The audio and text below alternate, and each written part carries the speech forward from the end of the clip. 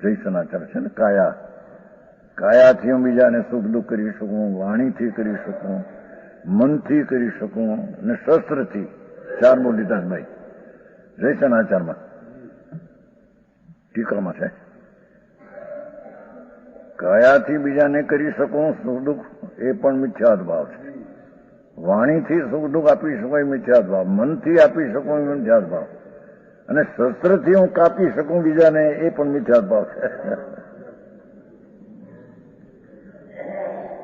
છે ને. જય સનાતન એ 268 છે પછી છે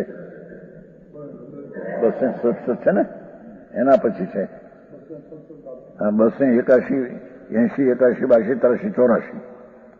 કાયેણ દુઃખેતી સત્ય એવં તું જંગ મન મતિ કુવંતી સ્વભાવી મિચ્છા દુહિદા કમેણ જદી સત્તા.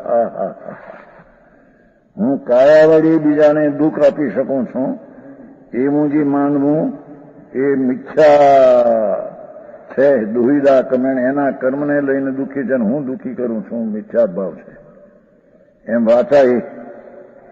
વાચાએ દુઃખ વેણ્યું, વાણીથી બીજાને દુઃખ ઉપજાવી શકું છું સત્ય જીવોને. એવં જંગ કુણઈ મતી સ્વભાવી મિથ્યા.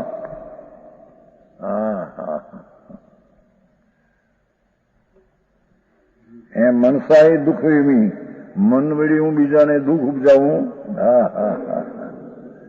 એ જ મતી મિથ્યા છે. તો એના કર્મને શસ્ત્રેણ દુઃખ એમી, મેં શસ્ત્ર કરીને કાપું એને મારું, પણ શસ્ત્ર તારા ત્યાં હાલે નહીં. શસ્ત્રને અડતો નથી.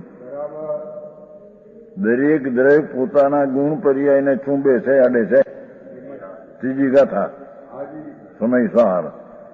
દરેક પદાર્થ પોતાના ધર્મ ગુણ પર્યાયને ચૂંબે છે, અડે છે, પરને તો છૂતો. એકબીજા પદાર્થમાં એકબીજાને અત્યંત અભાવ છે ત્યાં ફરસવું ભાવ ક્યાંથી આવે છે? આવી વાતું બાપુ.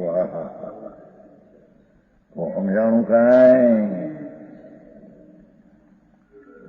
કર્મનો ઉદય જડ છે, આત્માની પર્યાય ચેતન છે, એકબીજામાં તો અભાવ છે, અત્યંત અભાવ છે.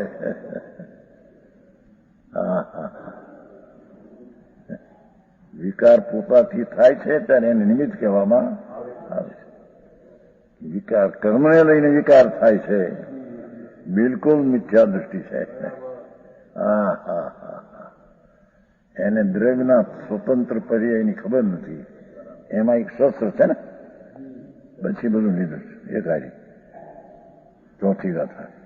કાયેણ વા વાયા વા મણેણ સુઈદે કરેમી સતેતી એવં પી હવઈ મિચ્છા સુવિધા કમેણ જદી સત્તા.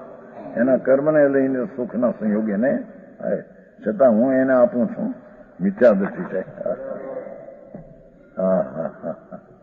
આવી વાતું બાપુ. સમજાણું કાંઈ?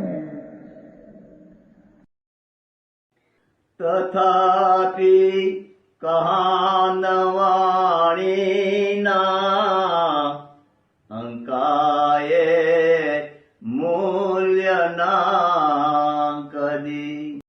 તથાપિ માતવાણીના અંકાયે મૂલ્યના કદી. પરમ કૃપાળુ પૂજ્ય સદગુરુ દેવનો જયો. પ્રસામૂર્તિ પૂજ્ય ભગવતી માતનો જયો. જીનવાણી માતનો જયો. પરમિત્રા દિગંબર જૈન ધર્મનો